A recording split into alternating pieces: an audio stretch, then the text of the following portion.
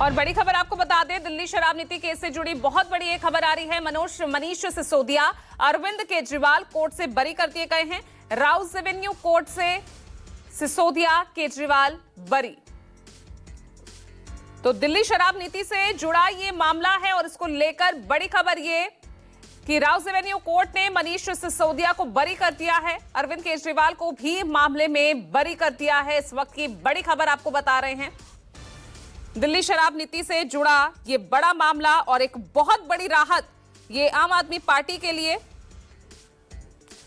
दिल्ली शराब नीति से जुड़े मामले में अरविंद केजरीवाल और मनीष सिसोदिया को बरी कर दिया गया है।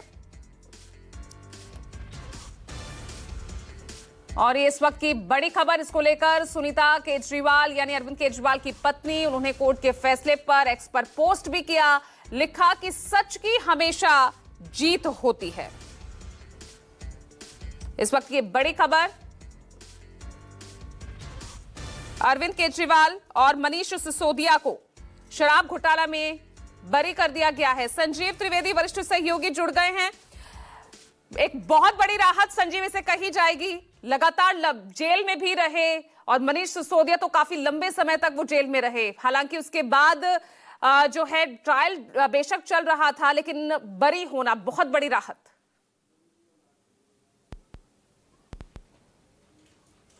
जहां दिल्ली की जो राउस एवेन्यू अदालत है, वहां सीबीआई कोर्ट ने ये फैसला लेते हुए जो रिमार्क्स दिए हैं वो अपने आप में बहुत महत्वपूर्ण है। उन्होंने इस बात को लेकर के कहा है कि जो चार्जशीट बनाई गई थी उसे सपोर्ट करने के लिए कोई एविडेंस नहीं है और ऐसा लगता है कि ये मेड अप केस है। आप याद कीजिए, जो एक्साइज पॉलिसी का मामला था उसमें सरकार के स्तर पर संलिप्तता कुछ कंपनियों को राहत देने और कुछ कंपनियों के साथ कल्यूजन में दिल्ली के एक्सचेकर को नुकसान पहुंचाने का बना था और ये क्रिमिनल कॉन्स्पिरेसी का मामला बनाया गया था। इस मामले को लेकर पहले गिरफ्तारी मनीष सिसोदिया की हुई और बाद में उसी में शामिल पाया गया था अरविंद केजरीवाल को।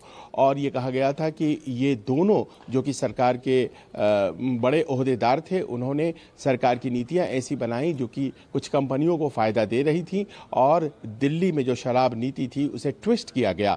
और इसमें बहुत से लोग जो कि ताल्लुक़ रखते थे आम आदमी पार्टी से, वो भी स्क्रूटनी में आए, लेकिन दो बड़े नेता, इन्हें तो जेल ही जाना पड़ा। और उसमें जैसा कि आपने बताया, मनीष सिसोदिया एक लंबी अवधि तक जेल के पीछे रहे। लेकिन आज की तारीख में राउस एवेन्यू कोर्ट का ये जो फैसला है जो कि उन्हें सभी तमाम चार्जेस से डिस्चार्ज करता है, ये इस बात को साबित करता है कि जो पूरी कहानी दिल्ली पुलिस की तरफ से बनाई गई थी, सीबीआई की तरफ से बनाई गई थी, वो ऐसा लगता है कि एक कपोल कल्पित कथा थी। उसे सपोर्ट करने के लिए एविडेंसेस नहीं थे। देखिए, कोई भी मामला जब हमारे, आपके या किसी और के खिलाफ बनाया जाता है तो अचानक से आए मामले में पुलिस कोई भी चार्ज जोड़ सकती है। वो कह सकती है कि इनके खिलाफ ये भी चार्ज बनता है, वो भी चार्ज बनता है, लेकिन अल्टीमेटली उसे सपोर्ट करने के लिए आपके पास एलिमेंट्स क्या होते हैं, यही केस को सस्टेन करता है। आप इस बात को कह करके कि इन्वेस्टिगेशन चल रहा है, हमें सप्लीमेंट्री चार्जशीट डालनी है, आप थोड़े दिन और उस व्यक्ति को गिरफ्तार करने के बाद जेल में डालकर रख सकते हैं। आप उसके ऊपर ईडी की कार्रवाई और पीएमएलए के चार्जेस लगा दे सकते हैं। और आप जानती हैं कि जब अगर पीएमएलए के चार्जेस लग जाते हैं तो बेल बहुत मुश्किल हो जाती है। लेकिन इससे ये नहीं होता है कि वो अंततोगत्वा वो जो चार्जेस हैं वो साबित ही हो जाएंगे। और इस मामले में भी यही हुआ है कि वो तमाम जो अभियोग लगाए गए थे उनको सपोर्ट करने के लिए साक्ष्य नहीं थे। और उसका देखिए नतीजा आज की तारीख में ये सामने आ रहा है कि दोनों नेता बरी हो गए हैं। इसके जाहिर है कि राजनीतिक परिणाम निकलेंगे मनीष सिसोदिया के लिए, अरविंद केजरीवाल के लिए। और दिल्ली की सरकार इस बार जो चली गई और नई सरकार बनी भारतीय जनता पार्टी की, उसमें इस केस की बहुत बड़ी भूमिका थी। लिहाजा आज जो अदालत का फैसला आया है ये बहुत बड़ी राहत आम आदमी पार्टी और उसके समर्थकों के लिए। जी बिल्कुल, कोर्ट का ये कहना कि यहाँ बिना सबूत, जिस तरह से कोर्ट ने कहा है कि यहां पर बिना सबूत आरोप साबित नहीं होते हैं, ये अपने आप में बहुत बड़ी बात है संजीव। और ऐसे में दिखाता है कि चार्जशीट में कहीं ना कहीं कितनी खामियां रही है। लेकिन आपको लग रहा है कि सीबीआई यहीं चुप रहेगी आगे और हायर कोर्ट में वो जा सकती है? और अगर वो हाई कोर्ट का रुख करती है तो ये स्टेटमेंट राउस एवेन्यू कोर्ट की वो कितना मजबूत आधार साबित होगा संजीव?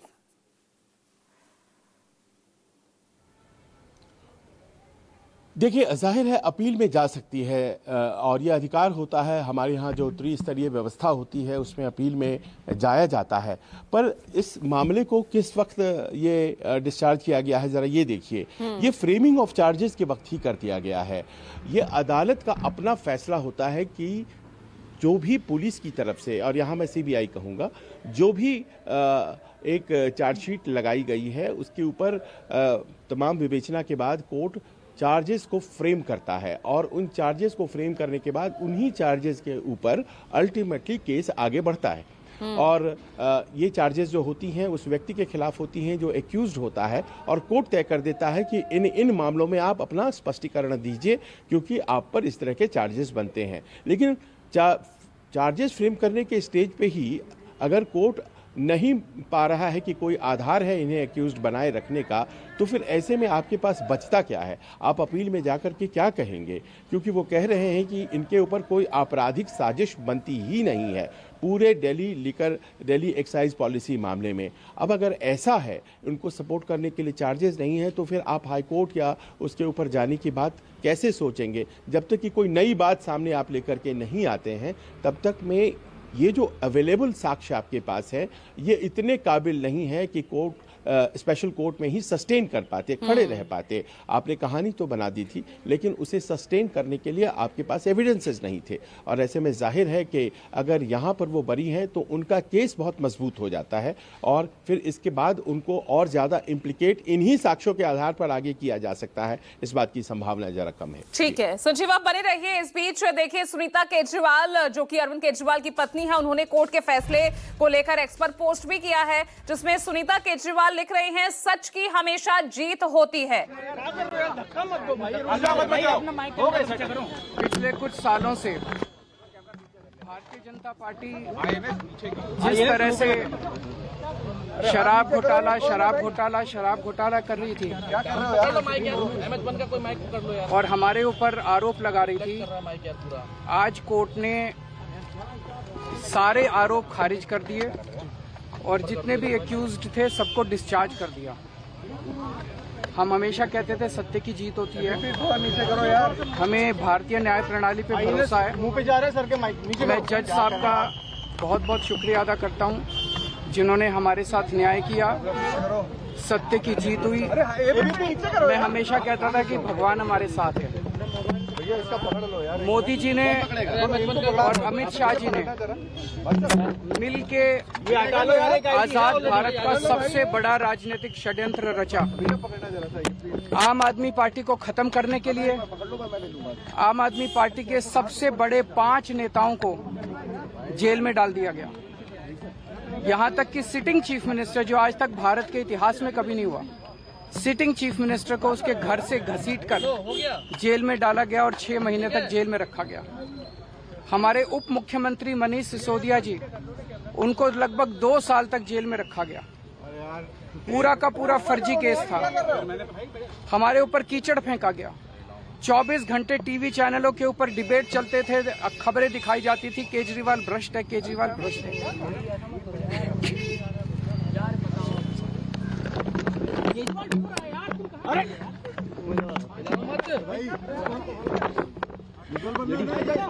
हो गया संभालिए सर, अपने आप संभालिए, हिम्मत सर, लाओ मत भाई। ये केजरीवाल भ्रष्ट नहीं है। मैंने केवल अपनी जिंदगी में ईमानदारी कमाई है। इन्होंने झूठा केस लगाया और आज ये साबित हो गया। कोर्ट ने कहा है कि केजरीवाल कट्टर ईमानदार है, मनीष सिसोदिया कट्टर ईमानदार है, आम आदमी पार्टी कट्टर ईमानदार है। मैं प्रधानमंत्री जी से कहना चाहता हूं, सत्ता के लिए इस तरह से खिलवाड़ मत कीजिए देश के साथ, इस तरह से संविधान के साथ खिलवाड़ मत कीजिए। आपको सत्ता चाहिए, अच्छे काम कीजिए। आज देश के सामने इतनी बड़ी बड़ी समस्याएं हैं, महंगाई है, बेरोजगारी है, पूरे देश में सड़कें टूटी पड़ी है, चारों तरफ पोल्यूशन ही पोल्यूशन हो रहा है। चारों तरफ देश में इतनी समस्याएं हैं, उन समस्याओं का समाधान करके सत्ता में आइए ना। केजरीवाल पे, आम आदमी पार्टी पे झूठे केस क्यों करते हैं? अच्छा काम करके सत्ता में आइए। इस तरह के झूठे केस करना और 24 घंटे विरोधियों के, विपक्षियों के खिलाफ ऊट पटांग के केस करना, उनको जेल में डालना, ये एक प्रधानमंत्री को शोभा नहीं देता। इससे देश आगे नहीं बढ़ेगा। देश आगे तब बढ़ेगा जब जनता की समस्याओं का समाधान किया जाएगा। सर, कोर्ट ने सीबीआई के ऊपर आज एक बार फिर गर्व हो रहा है देश के संविधान पर, बाबा साहब अम्बेडकर पर, जिन्होंने इतना शानदार संविधान दिया और सत्य की जीत हुई है। सर, सीबीआई के ऊपर भी सर तो सत्य की जीत हुई है, ईमानदारी कमाई है अपनी जिंदगी में, ये कहना है अरविंद केजरीवाल का। और ये बात रखते रखते वो किस तरह से भावुक हुए हैं मीडिया के कैमरों के आगे आपने देखा, उनकी आंखें नम हो गई थी।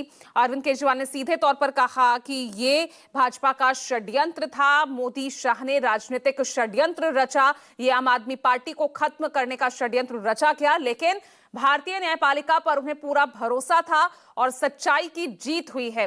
ये कहते कहते अरविंद केजरीवाल किस तरह से कैमरों पर भावुक भी हुए, ये तस्वीरें भी आज पूरे देश में देखी। तो दिल्ली शराब नीति केस से जुड़ी ये बड़ी खबर आपको बता रहे हैं, जिसमें ना सिर्फ अरविंद केजरीवाल जो करीब 6 महीने जेल में रहे, मनीष सिसोदिया जो इस मामले में करीब 2 साल जेल में रहे, कई जो है जमानत याचिकाएं लगाई गई थी, लेकिन किस तरह से वो खारिज हुई हैं और तब जाकर उन्हें जमानत मिली और अब राउज एवेन्यू कोर्ट ने बरी कर दिया है इस मामले से।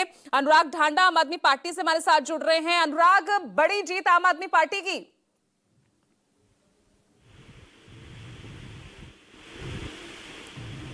अनुराग, आवाज पहुंच रही है आप तक?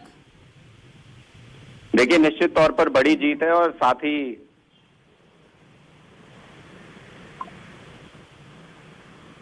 आप जिस व्यक्ति it is not a apprehension, it is not a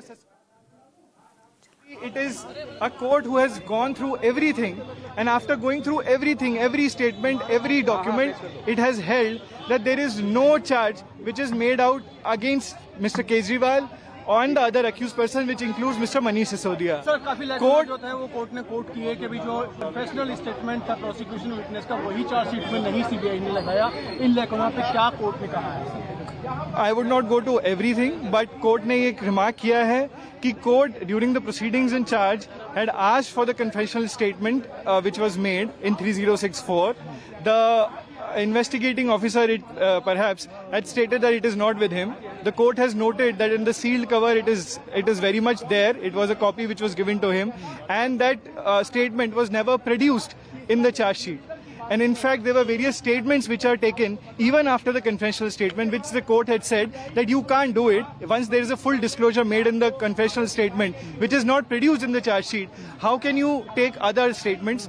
Apart from that, the court has very emphatically stated that the rule of law has to be preserved. The machinery in criminal law is not to implicate somebody illegally, but only to do justice, and court has tilted the balance towards the justice.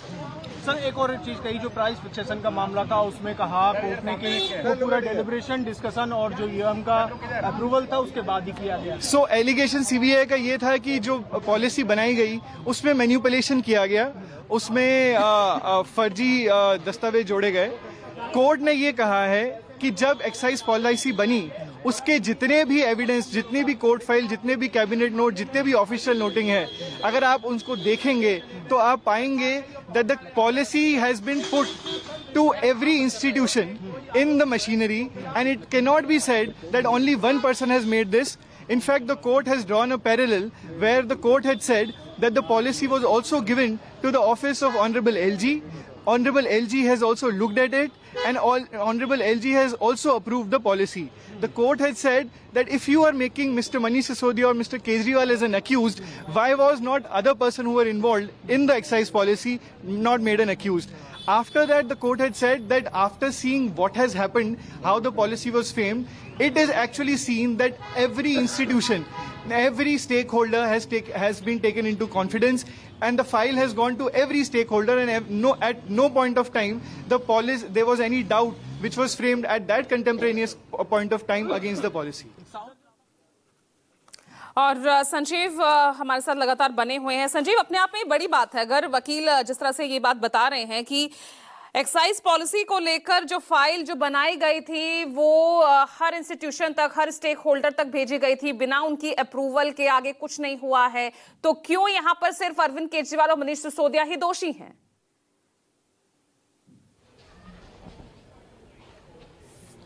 देखिए, अदालत में आज जो फैसला हुआ है उसमें 23 आरोपी थे, जिसमें कि मनीष सिसोदिया और अरविंद केजरीवाल थे।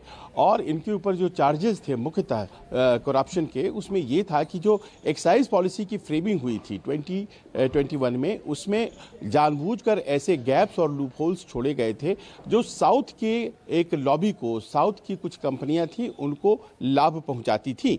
इस मामले में आपको पता है कि कविता की गिरफ्तारी भी हुई थी, उन्हें भी जेल में रहना पड़ा था। और ये भी बताया गया था कि 12% का उन्हें फिक्स्ड लाभ देकर के अपने लिए 6% का किकबैक उसकी व्यवस्था की गई।